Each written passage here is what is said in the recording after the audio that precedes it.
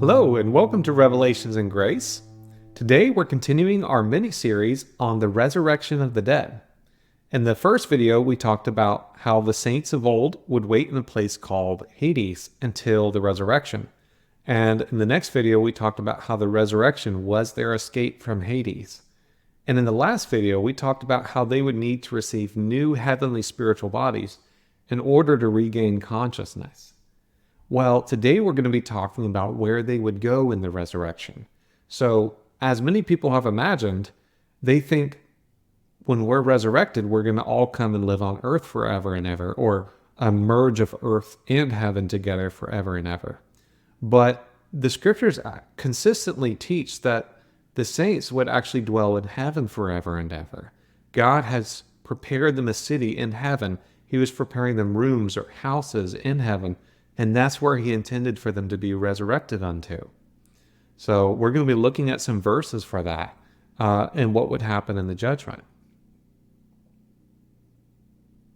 Several verses throughout the Bible indicate that earth wasn't the place where saints would dwell. In John 15:19, Jesus says, "If you were of the world would love its own. But because you are not of the world, since I chose you out of the world, therefore the world hates you." So you are not of the world. Later on in John 17, he says, "I have given them your word." He's talking to God. "The world hated them because they are not of the world, even as I am not of the world." And then a couple verses later, he says, "They are not of the world, even as I am not of the world." So Jesus is iterating this idea that they weren't meant to live on earth forever. The earth wasn't their home. They were meant to dwell in heaven. And there are several scriptures throughout the New Testament that indicate that heaven was where we were meant to end up. And the most notable one is John 14, verses 2 through 3. And Jesus is saying that in his Father's house, talking about heaven, there are many rooms. And he says, "If it weren't so, I would have told you. I am going to prepare a place for you." So he was going to go prepare a place in heaven. "And if I go and prepare a place for you, I will come again." That's talking about his return on the clouds of heaven. "And receive you to myself." That's talking about the resurrection. "That where I am, you may be there also." So where was Jesus going to take them in the resurrection? To where he was, that is, in his Father's house, where he had prepared them rooms.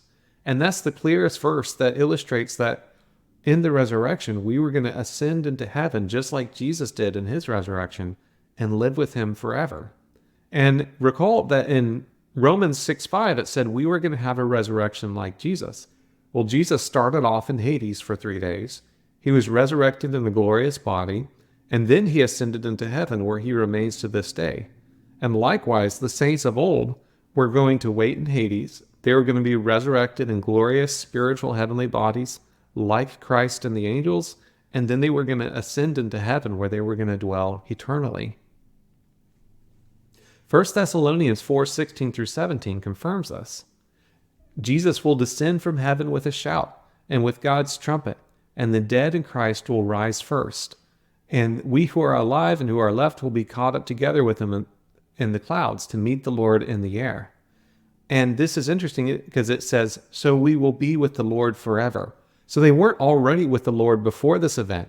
They were waiting in Hades, and only at the last trumpet, when the resurrection occurred and the dead rose up, that's when they would join Christ in the air and be with him forever. And where are they? In the air. They're not on earth forever. They're in the air forever.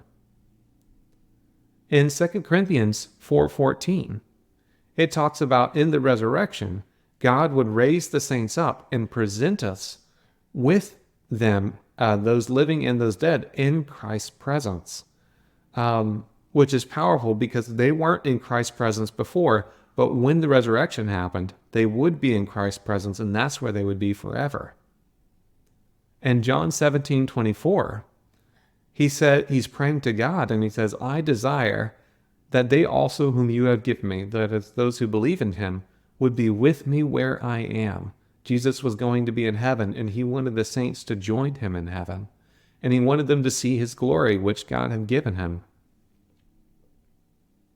In 2 Corinthians 5, verses 1 through 2, it says, if our earthly body is dissolved, We have a building from God, a house not made with hands, eternal in the heavens.